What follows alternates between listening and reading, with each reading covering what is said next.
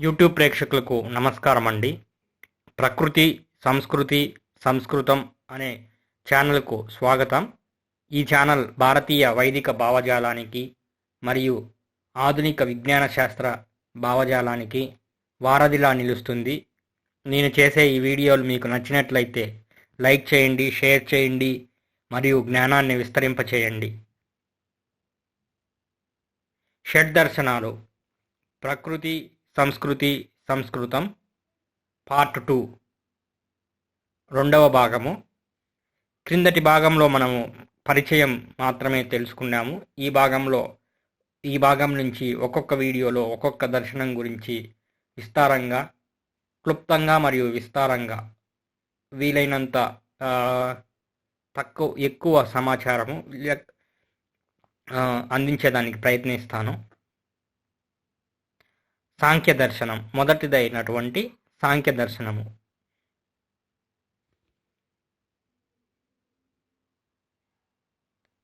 సాంఖ్య దర్శనికులు. సాంఖ్యంలో చాలామంది దేవతలు, ఋషులు, మానవులు ఉన్నారు. వారిలో సృష్టి ఆది నుంచి ముఖ్యులు వినాయకుడు, విశ్వకర్మ, కపిల మహర్షి, యమధర్మరాజు, చిత్రగుప్తుడు, అగ్ని, కుబేరుడు, గౌతమ బుద్ధుడు, ఆరిహంతుడు, లోబ్సాంగ్ రాంప, అలాగే ఆధునిక విజ్ఞాన శాస్త్రవేత్తలు అందరూ సాంఖ్య దార్శనికుల కిందకే వస్తారు. సాంఖ్య దర్శనంలో కేవలం మనుషులు మాత్రమే కాదు, యంత్రాలకు పరిగణలోకి తీసుకోవచ్చు. ఆధునిక యంత్రాలైనటువంటి సాధారణ కంప్యూటర్ల నుంచి క్వాంటమ్ కంప్యూటర్ల వరకు సాంఖ్యం కిందికే వస్తాయి. అలాగే రోబోట్లు, స్మార్ట్ ఫోన్లు, ఇవన్నీ కూడా సాంఖ్యం కిందకే వస్తాయి. ఇవే పరికరాలు, కంప్యూటర్లు, రోబోట్లు మరియు స్మార్ట్ ఫోన్లు మళ్ళీ న్యాయ దర్శనము మరియు వైశేషిక దర్శనము మరియు మీమాంస దర్శనం కూడా దర్శించవచ్చు. అది ఎలానో ఆయా దర్శనాల గురించి వీడియోలు వచ్చినప్పుడు చెప్పుకుందాము. సాంఖ్యం అంటే ఏమిటి? సాంఖ్యం అనే శబ్దం సంఖ్య అనే శబ్దం నుంచి వచ్చింది. సంఖ్య అంటే నెంబరు, సమ్యక్ ఆకాశతత్వము, అదే సంఖ్య. ఇక్కడ ఆకాశం తత్వం అంటే కేవలం విద్యుత్ అయస్కాంత క్షేత్రం అని మాత్రమే పరిగణించకూడదు. చిత్ ప్లస్ ఆకాశం అంటే చిదాకాశం అని పరిగణలోకి తీసుకోవాలి. సాంఖ్యం అంటే ఏమిటి? నిజానికి ఆకాశం మరియు చితాకాశం అఖండాలు అయినప్పటికీ మానవులు నిత్య అవసరం కోసం కొన్ని పరికరాలు అయినటువంటి ట్యూనరు, ట్రాన్స్మిటర్సు, రిసీవర్సు, రాడార్లు ఉపయోగించి అఖండంగా ఉన్న ఆకాశాన్ని ఖండము చేసి మెడిసిన్, టెలికాం, రేడియో మరియు టీవీ ఛానళ్ల ప్రసారం కోసము ఉపయోగిస్తున్నాము. ఖండము, అఖండము. అలాగే భగవంతుడు అఖండుడు అయినప్పటికీ చితాకాశము యొక్క ఫలితాలైన కర్మ, మన వేరువేరు వ్యక్తుల యొక్క కర్మ మరియు వేరువేరు వ్యక్తుల యొక్క గుణకర్మలు, అహము, బుద్ధి, మనస్సు, తనువులు బట్టి చితాకాశం ఖండమా అఖండమా అని నిర్దేశించవచ్చు. ఒక్కొక్క వ్యక్తికి ఆకాశం అనేది ఖండమా అఖండమా అనేది భగవంతుడు తెలుసుకోవచ్చు. కొందరి దృష్టిలో ఒక విగ్రహం మాత్రమే దేవుడు అయి ఉంటాడు. కొందరి దృష్టిలో ఏదో ఒక స్థలం మాత్రమే దైవం అయి ఉంటుంది. మరికొందరి దృష్టిలో ఒక వ్యక్తికి ఒకే వ్యక్తి దైవంలా గోచరించవచ్చు, మిగిలిన వాళ్ళందరూ దైవం కాదని అని ఉండవచ్చు. కొందరికి వాళ్ళ భావజాలమే దైవం అయి ఉండవచ్చు. చాలా తక్కువ మందికి భగవంతుడంటే అఖండుడు అని తెలుసు. ఇక్కడ E = hν అనే సూత్రం కనపడుతుంది. E is equal to C by lambda, where E is equal to energy, H is equal to Planck's constant, nu is equal to frequency, and lambda equal to wavelength. Quantization మనకు quantum mechanics చదివేటప్పుడు లేదా quantum theory చదివేటప్పుడు quantization అంటే సంకీకరణ, quantization of energy packets అని చదివి ఉంటాము. అక్కడ మనకు 1 క్వాంటా 2 క్వాంటా అని బోధిస్తారు. క్వాంటైజేషన్ ఈజ్ ఈక్వల్ టు సంకీకరణ. అక్కడ అఖండముగా ఉన్న ఆకాశతత్వమైన విద్యుత్ అయస్కాంత వికరణాలని మన అవసరాల కోసం ప్లాంక్స్ కాన్స్టెంట్ అనే స్థిర రాశిని ఆధారంగా చేసుకొని ఆ సంకీకరణ లేదా ఘనీకరణ చేస్తారు. అలాగే డిఫరెన్షియల్ క్యాలిక్యులస్ చదివేటప్పుడు మరియు లిమిట్స్ చదివేటప్పుడు ఖండమా అఖండమా అనంటే కంటిన్యూసా డిస్క్రీటా అని కూడా మనం వింటూ ఉంటాము. Limit x tends to 0 f(x) by ఇక్కడ మీరు చూడొచ్చు ఈక్వేషన్ ఒకటి ఉంటుంది. అలా మనం 10th క్లాసు ఇంటర్మీడియట్లలో చదువుకొని వచ్చి ఉంటాము. అందుకే సంస్కృతం క్వాంటమ్ థియరీ, డిఫరెన్షియల్ క్యాలిక్యులస్ లేదా ఇంటిగ్రల్ క్యాలిక్యులస్ మరియు లిమిట్స్ చదివేటప్పుడు ఆంగ్ల భాష కన్నా సంస్కృత భాష ఉపయోగిస్తే ఎంతో కష్టపడి గణిత సమీకరణాలు సాధించవలసిన అవసరం ఉండేది కాదు. మరియు అంత కష్టపడి గణిత సమీకరణాలు సాధించి పరిపూర్ణ ఆనందంగా జ్ఞానానందం పొందలేకపోతున్నారు.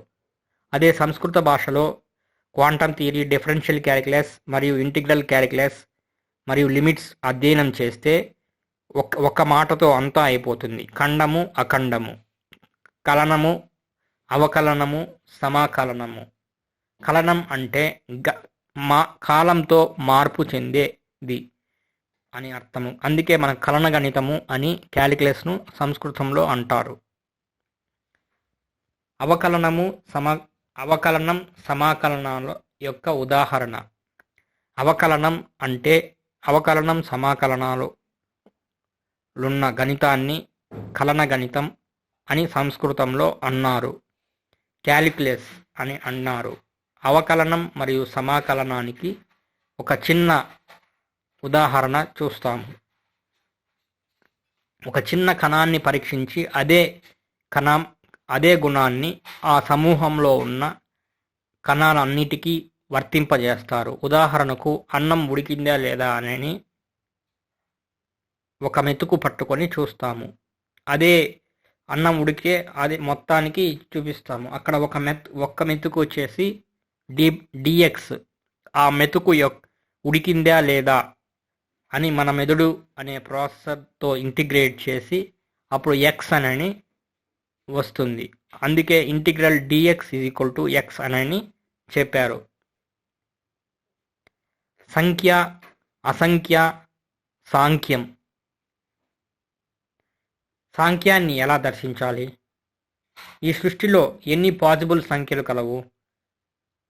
దానికి సమాధానము అసంఖ్యాకం. సంఖ్యకు అతీతంగా ఉన్నాయి. అంటే -∞ నుంచి +∞ వరకు. ఈ రెండు సంఖ్యల మధ్య ఉన్న సంఖ్యలు ఎన్ని అంటే 1 నుంచి 2 వరకు మధ్యలో సంఖ్యలు ఏమి లేవనుకుంటారు. కానీ అందులో మధ్యలో సూక్ష్మంగా ఉన్నటువంటి 0.1, 0.2 లేదా 0.01, 0.001, 0.0002, 0.001, 000 అట్లా మనకు డెసిమల్ నెంబర్స్ ఉంటాయి, దశాంశ సంఖ్యలు ఉంటాయి. ఈ సృష్టిలో అవి మనకు ఎన్ని నెంబర్లైనా వేసుకుంటూ ఉండొచ్చు. అవి ఒకటికి రెండుకి మధ్యలో అనంతమైన నెంబర్లో ఉండే అవకాశం ఉంటుంది. అలాగే 2కి 3కి మధ్యలో కూడా చాలా ఎక్కువ అనంతమైన నెంబర్లు మనకు గోచరమవుతాయి బాగా సూక్ష్మంగా పరిశీలిస్తే. ఈ సృష్టిలో ఎన్ని అణువులు ఉన్నాయి? దానికి సమాధానం అసంఖ్యాకం, సంఖ్యకు అతీతంగా ఉన్నాయి. ఒక విశ్వంలో అతి పెద్ద వస్తువు ఏది మరియు అతి బరువైన వస్తువు ఏది? దానికి సమాధానం విశ్వానికి కొలమానం లేదు. మానవుడు పుట్టినప్పుడు నుంచి ఎన్ని ఆలోచనలు చేస్తారు చెప్పలేము. అసంఖ్యాకము. అనంతం అంటే ఏది? అనంతమైనదే అనంతం. కాబట్టి ఈ విశ్వంలో ఉన్న సమాచారాన్ని అంతా ఎన్ని పీటాబైట్లు ఉంటుంది? అసంఖ్యాకం, చెప్పలేం మనం. కృష్ణుడు మరియు వ్యాస మహర్షి సూటిగా చెప్పేశారు. మనం పరిశీలించినట్లయితే పైన ప్రస్తావించిన ప్రతి విషయం ఎంతగానో అనంతంగానో అసంఖ్యాకంగానో అని సమాధానం వస్తుంది. కాబట్టి సంఖ్యలకి అతీతంగా అనంతంగా దీర్ఘంగా ఉన్నది కాబట్టి సాంఖ్యం అని అన్నారు. అనంతం, అసంఖ్యాకం మరియు విశ్వం దర్శించేది దేనితో దర్శిస్తాము? మనస్సుతో దర్శిస్తాము. సో మనస్సుకు కారణం బుద్ధి, బుద్ధికి కారణం అహం, అహంకారానికి కారణం జీవాత్మకు కారణం పరమాత్మ. అందుకే భగవద్గీతలో మొట్టమొదటిలోనే నీవు దేహానివి కాదు ఆత్మవు అని నేరుగా చెప్పాడు. అలా చెప్పడం వల్ల ఈ భౌతిక గణిత సూత్రాలతో పని లేకుండా పోయింది. చాలా కాలం నుంచి భూలోకంలో సాంఖ్యం అంటే ప్రకృతి ప్లస్ పురుషుడు అనే తత్వ బోధనలతో బోధించి ఊరుకుంటారు. కానీ సత్యం అంటే ఏమిటి? సత్యం ఏమిటంటే పురుషుడే ప్రకృతి అని బోధించాలి. ప్లస్ ప్రకృతి. కృతి ఎవరికి ఉంటుంది? పురుషుడికి ఉంటుంది, అంటే జీవాత్మకు. కృతి అంటే జీవాత్మ. కృతి అంటే కృతి లేకుంటే అవ్యక్త ప్రకృతి. ఉదాహరణకు నేటి విజ్ఞాన శాస్త్రవేత్తలు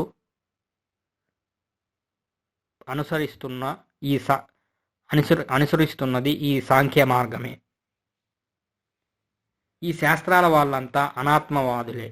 ఈ శాస్త్రాలన్నీ ఎలా వచ్చాయి? ఈ గణిత శాస్త్రము, భౌతిక శాస్త్రము, రసాయన శాస్త్రము, జీవశాస్త్రము, మానసిక శాస్త్రము, సాంఘిక శాస్త్రము, న్యాయశాస్త్రము ఇవన్నీ మనకు ఎక్కడి నుంచి వచ్చాయి అని అంటే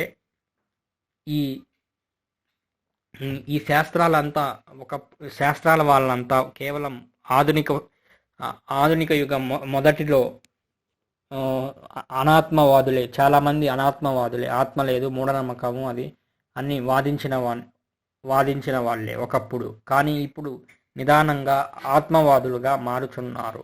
ఎందుకు, ఏమిటి, ఎలా అని ప్రశ్న వేసుకోవడం ద్వారా అది ఏమిటి, ఇది ఏమిటి, ఇది ఎంత, అది ఎంత, అది ఎందుకు,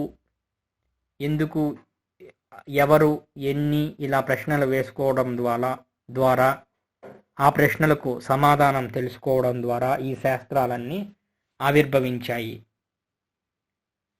మిగిలిన 5 దర్శనాలకి సాంఖ్య దర్శనం ఒక ఊతంలాగా పనిచేస్తుంది. భౌతికవాదులు పరమాత్మ తత్వాన్ని తెలుసుకోవడం కొరకు, భౌతికవాదులకి పరమాత్మ తత్వాన్ని తెలుసుకోవడం కొరకు సరియైన దృక్పథాలతో అధ్యయనం చేస్తే సాంఖ్యం ఒక అద్భుతమైన మార్గంలాగా దర్శనమిస్తుంది. ప్రస్తుతం భూమి మీద ఉన్న మానవులకి సాంఖ్యం ఒక్కటి చాలు. అందుకే భగవద్గీతలో 2వ అధ్యాయంలో సాంఖ్యయోగం లేదా జ్ఞానయోగం అని పేరు పెట్టారు. యోగం నుంచి ప్రయోగం వైపు మనము ఎందుకు వెళ్ళాము? మనమంటే మానవవాలి. ఆత్మ ఉంది అని ఖచ్చితంగా శ్రీకృష్ణ భగవానుడు ఆనాడు భగవద్గీతలో చెప్పారు. కొందరు మానవులు నమ్మలేదు. ఒకవేళ నమ్మిన అత్యధికులకు ఆచరణలో చేయలేకపోయారు. కాబట్టే భౌతిక ప్రయోగాలు అవసరమయ్యాయి. ఒకవేళ నమ్మి ఆచరించి ఉంటే ఈ భూలోకం పరిస్థితి చాలా వేరే విధంగా ఉండేది. కోర్స్ కొందరు ఇన్ని ప్రయోగాలు చేసినా కూడా నమ్మలేదు అంటే వాళ్ళ యొక్క పూర్వజన్మల పాపిష్టి కర్మ అంత అని ఖచ్చితంగా చెప్పవచ్చు. కొండను తవ్వి ఎలకను పట్టడం అంటే ఇదే. మానవులు ఎన్ని ప్రయోగాలు చేసినా కూడా చివరికి రుజువు ఏమి చేస్తారు అంటే భగవద్గీతలో శ్రీకృష్ణ భగవానుడు చెప్పినటువంటి జీవునికి బాల్యము, యవ్వనము, ముసలితనము ఎట్లో ఆత్మకు మరియు మరొక దేహం పొందటం కూడా అట్లే. అంటే దీన్ని ఎలా పోల్చవచ్చు అంటే కొండను తవ్వి ఎలుకను పట్టడంతో పోల్చవచ్చు. ఎలుక అంటే మానవుల యొక్క అహానికి సంకేతము, మూషికము అని అంటే మానవుల యొక్క అహానికి సంకేతము. అందుకే గణపతి సాంఖ్య దర్శనికుడైనటువంటి గణపతి యొక్క వాహనము మూషికము. ఇది ఈ విధంగా ఈ కోణంలో కూడా మూషిక వాహనుడిని దర్శించవచ్చు. అదేదో ముందే శ్రీకృష్ణ భగవానుడు మాటలు నమ్మి ఉంటే భూలోకంలో ఇలా ఉండేది కాదు, పరిస్థితి ఇలా ఉండేది కాదు, మరి ఉండేది కాదేమో. మరి యుగాలుగా మానవులు చేసిన కర్మ తీరాలి అంటే అన్ని ప్రయోగాలు చేయక తప్పదు. ఇంతటితో ఈ వీడియో సమాప్తము. మీకు నచ్చినట్లయితే లైక్ చేయండి మరియు షేర్ చేయండి మరియు జ్ఞానాన్ని